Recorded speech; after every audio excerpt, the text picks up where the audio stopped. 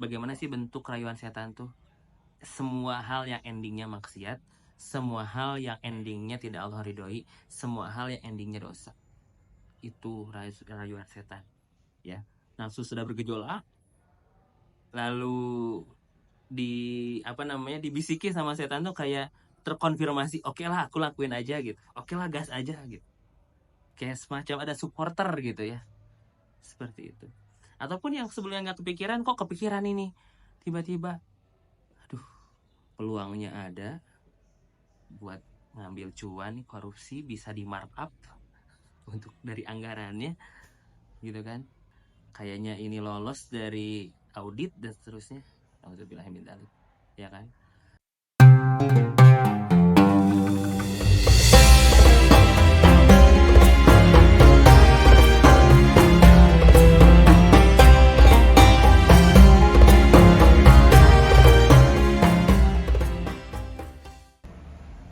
Bismillahirrahmanirrahim. Assalamualaikum warahmatullahi wabarakatuh.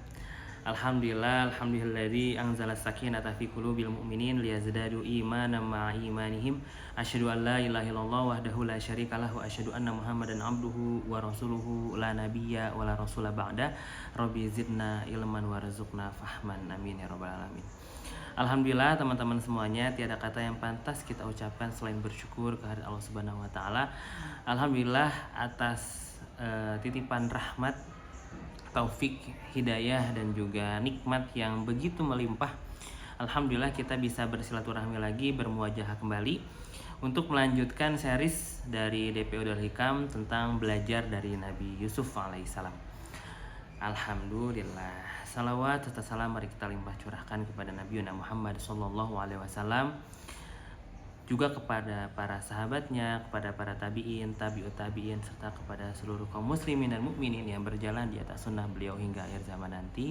Dan semoga kita mendapatkan syafaat juga dari beliau. Amin ya rabbal alamin. Nah teman-teman semuanya, gimana kabarnya? Semoga selalu dalam kondisi yang terbaik, selalu dalam keistiqomahan, selalu dalam kesibukan perkara-perkara kebenaran dan juga kebaikan yang Allah ridhoi ya.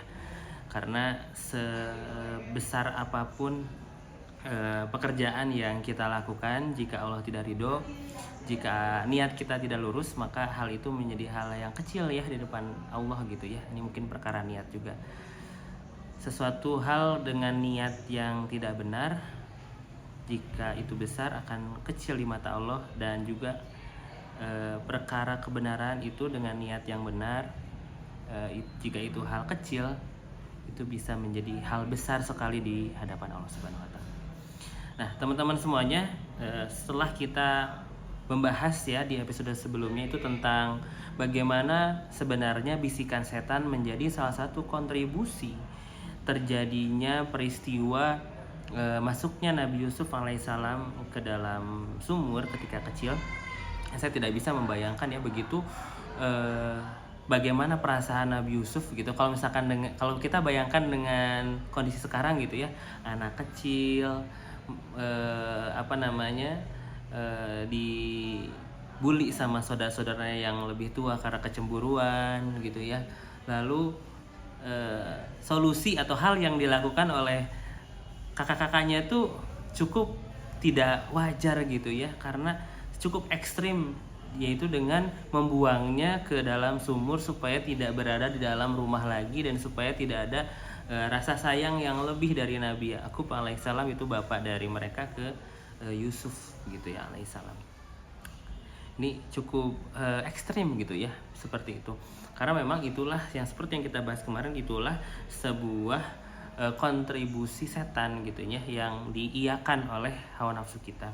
Oh ya bagus, itu dibuang saja ke dasar sumur supaya tidak ada di rumah lagi, supaya seterusnya dan seterusnya gitu ya. Dan mereka juga sudah memperkirakan bahwasanya ini bisa saja nanti ada orang yang memungutnya gitu ya, akhirnya masih bisa hidup, akhirnya bisa apa segala macam gitu ya, diasingkan seperti itu. Tapi ya bagaimana anak kecil, anak yang mungkin sekitaran SD atau SMP gitu ya, dalam kondisi seperti itu bagaimana perasaannya gitu ya. Tapi Allah menjaga hati Nabi Yusuf hingga akhirnya nanti pun menjadi sesuatu yang epic comeback ya. di mana mimpi Nabi Yusuf melihat bintang dan juga dengan jumlah yang sama gitu ya, seperti saudara-saudaranya itu bersujud kepadanya. Kita akan bahas. Nah, teman-teman semuanya, kita akan lanjutkan ya.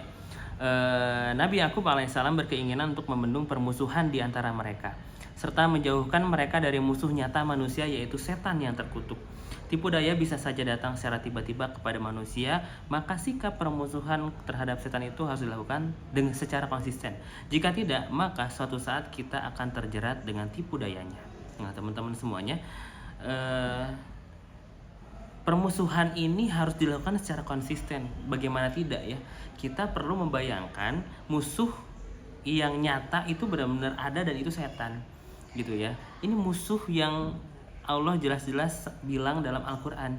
Gitu ya. Aduwwum mubin. Musuh yang nyata itu setan gitu ya. Jadi Allah tuh sebaik itu sebenarnya memperlihatkan kita mana yang sebenarnya pihak yang perlu kita lawan. Pihak mana yang perlu kita hancurkan, pihak mana yang benar-benar kita ketika menghadapinya perlu pertolongan Allah dengan ta'awuz, a'udzubillahi minasyaitonirrajim, dan juga dengan doa-doa lainnya yang meminta pertolongan kepada Allah. Gitu ya.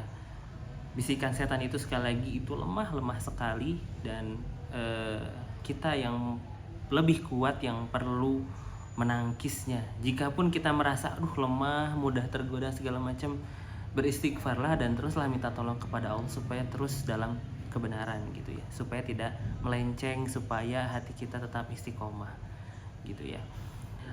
Dalam sebuah mahfuzat dijelaskan an-nafsu katifli intuh milhu syabba'alahu birrodo gitu ya, wa in taftinhu yanfatimu, yang artinya nafsu itu seperti seorang anak ya yang menyusui pada ibunya gitu ya. Kalau misalkan tidak disapih, dibiarkan, maka akan menyusui terus. Kalau misalkan disapih, maka dia akan berhenti juga dengan sebuah proses. Nah, sebenarnya kalau kita mengikuti hawa nafsu kita, bisikan setan yang ada gitu ya, pikiran-pikiran negatif yang ada ya akan terus seperti itu gitu ya. Kita tidak membendung serangan-serangan dari musuh kita gitu ya.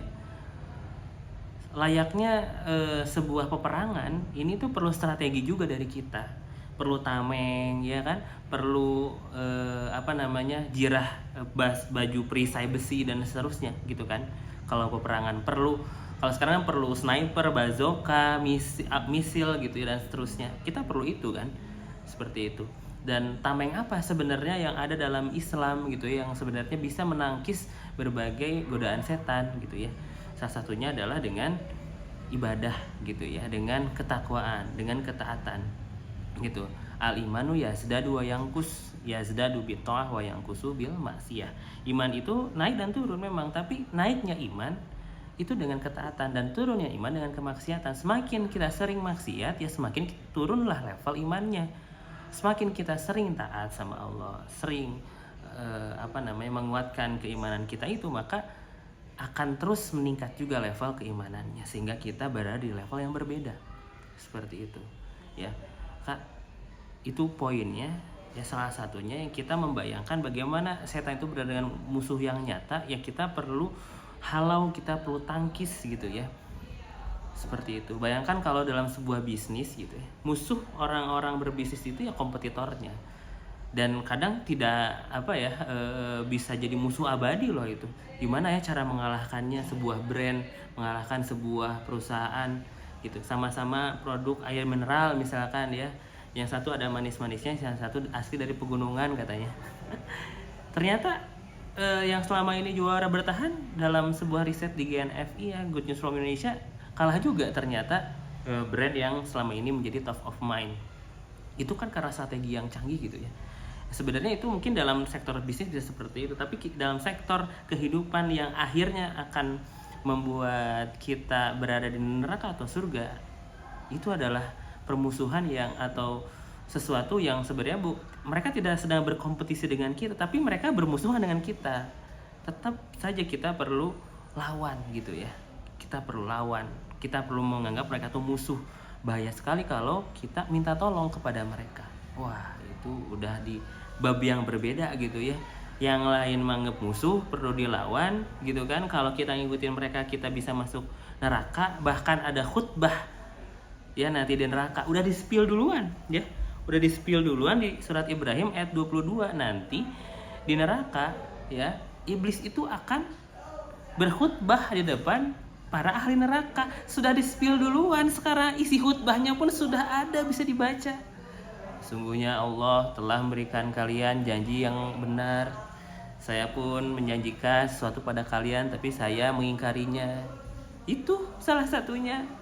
Iblis juga tahu yang benar itu Allah, gitu ya. Tapi masalahnya kita jadi terperdaya gitu ya, tertipu dengan rayuan-rayuan iblis. Ya sebenarnya selalu terjadi dalam kehidupan kita, tinggal memilih. Karena kita punya free will, kita punya kebebasan untuk memilih mana yang mau kita ambil, gitu kurang lebih teman-teman. Ya, jadi jangan sampai kita terjerumus gitu ya. Jangan sampai bahkan kita meminta tolongnya dalam hal-hal yang memang ada dalam kedekatan dengan bab syirik gitu ya. Minta tolongnya ke Allah tapi lewat sebuah benda, nah, gitulah ya kurang lebih. Bendanya diagung-agungkan, bendanya terus menjadi sebuah pegangan gitulah gitu ya. Itu juga syirik yang secara tidak langsung kita lakukan, nauzubillah min dzalik gitu ya. Kalau minta ke Allah tanpa perantara, langsung saja ke Allah. Kalau ada perantara berarti itulah sebenarnya yang kita tujukan doa kita, keinginan kita gitu ya. Minta langsung ke Allah semoga ya, karena apa yang terjadi dengan berhala-berhala pada zaman kafir Quraisy itu pun demikian sama. Orang jahiliyah kafir Quraisy tahu gak sih mereka punya Tuhan namanya Allah? Tahu. Di antara mereka ada yang namanya Abdullah, hamba Allah banyak. Bapak Nabi Muhammad SAW Muhammad bin Abdullah namanya, kan berarti namanya Abdullah pun sudah ada. Mereka tahu nama Tuhannya Allah, tapi mereka yakin dengan berhala-berhala yang ada itu adalah perantara untuk memudahkan doa mereka lebih cepat dijabah oleh Allah. Itu juga sudah salah gitu ya. Iya ke Allah tapi dengan berbagai perantara. Itu sebenarnya bisikan setan. Bahkan dalam sebuah kisah Umar bin Khattab pernah menertawai kondisinya sendiri ketika masih dalam kondisi kafir gitu ya. Karena ada regulasi setiap orang yang keluar dari Mekah harus membawa berhala. Sedangkan pada saat itu Umar bin Khattab tidak membawa berhala, dan berhala itu untuk berdoa kepada Allah. Yang Umar bin Khattab bawa adalah kurma. Lalu kurmanya itu dibentuklah seperti berhala. Lalu Umar minta tolong lewat kurma tersebut, dan ketika lapar kurmanya akhirnya dimakan. Ketika sudah beriman itu menjadi sebuah lelucon sendiri gitu ya, sampai saking segitunya. Nah itu kejahatan keimanan yang jangan sampai kita dekati gitu teman-teman ya. Nah kembali lagi ke masalah bisikan setan di sini dan permusuhan kepada setan, itu tuh mindset kita perlu benar-benar di-set gitu ya, atau keyakinan kita pun perlu di-set bahwasanya setan itu musuh. Istighfar lawannya, ta'awuz lawannya, minta tolong ke Allah lawannya, taat lawannya, gitu ya. Bahkan orang yang benar-benar nggak bisa akan jauh dari godaan setan itu orang-orang yang ikhlas gitu ya, orang-orang yang benar-benar di level keimanan yang tinggi. Semakin naik ke level keimanan, godaannya semakin hebat gitu ya, semakin hebat godaannya. Tapi disitulah pembuktian cinta kita kepada Allah dengan mempertahankan ketaatan kita. Ketika seorang manusia sudah mengikuti jejak setan, maka pada saat itu pula lah kedudukan mereka disejajarkan. Bagi orang tua dan para pendidik, hendaknya berusaha untuk menancapkan keyakinan tersebut dalam jiwa anak-anaknya, sehingga mereka benar-benar menjadikan setan sebagai musuh bebuyutan, serta berusaha bersikap hati-hati dari segala tipu muslihatnya. Wah ini maksiat, bentar aja gitu ya. Wah ini ada kesempatan mencuri, ambil aja. Ini ada kesempatan korupsi, ambil aja, gak seberapa. Oh ini bisa keuntungannya bisa berlipat dengan riba, keuntungan bisa berlipat dengan kecurangan, dan seterusnya. Jadi setiap peluang-peluang itu ada bisikan setan untuk ngegas gitu, gas aja. Padahal ya itu hanya sementara gitu ya. Sedangkan catatan kita itu terus ditulis oleh para malaikat. Disitulah ada mekanisme taubat yang harus dikerjakan. Banyak manusia yang tidak mempedulikan perkara ini, bahkan di antara mereka ada yang menjadikan setan sebagai penolongnya. Tadi sudah kita bahas, sehingga mereka tidak mempedulikan kejahatan-kejahatan yang akan muncul. Mari kita perhatikan bagaimana ungkapan Nabi Yusuf alaihissalam sangat berpengaruh dalam hati Nabi Yusuf, sehingga beliau berkata, setelah setan merusakkan hubungan antara aku dan saudara-saudaraku, setelah setan merusakkan hubungan antara aku dan saudara-saudaraku, Nabi Yusuf tetap menyadari dengan baik tentang pelajaran yang diberikan oleh seorang ayah. Beliau juga mengetahui bahwa apa yang dilakukan oleh saudara-saudaranya merupakan bujuk rayu setan dan bukan berasal dari hati nurani mereka. Gitu ya.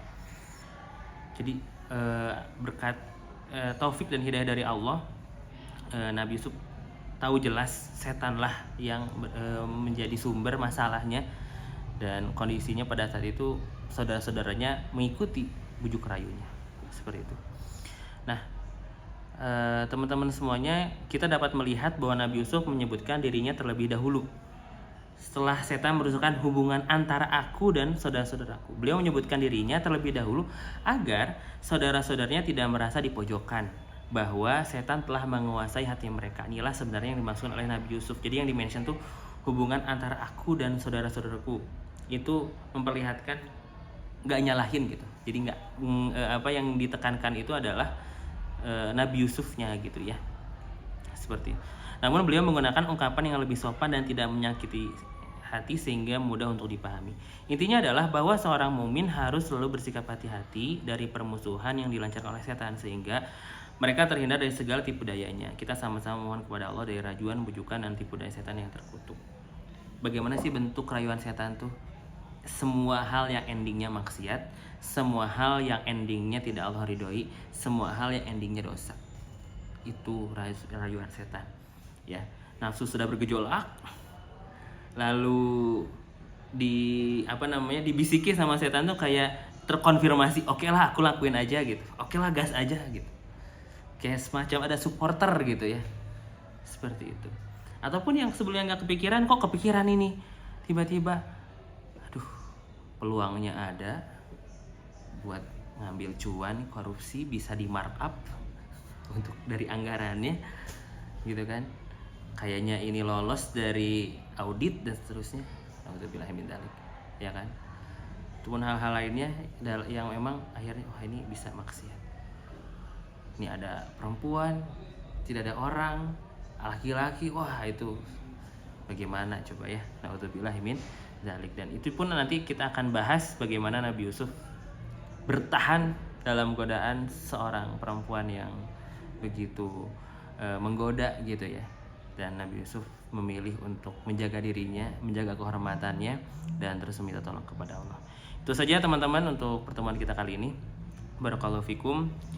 Semoga kita terus bisa mendefinisikan musuh kita yang abadi adalah setan, membuat keyakinan bahwasanya setan itu terus akan menggoda kita dengan berbagai cara mereka, tipu daya mereka, strategi mereka, dan jangan sampai kita terjerumus dan terus berada dalam lindungan Allah Subhanahu wa taala. Wallahu a'lam bishawab. Sampai jumpa lagi di pertemuan selanjutnya. Wassalamualaikum warahmatullahi wabarakatuh. قالوا أئنك لأنت يوسف قال أنا يوسف وهذا أخي قد من الله علينا إنه من يتق ويصبر فإن الله لا يضيع أجر المحسنين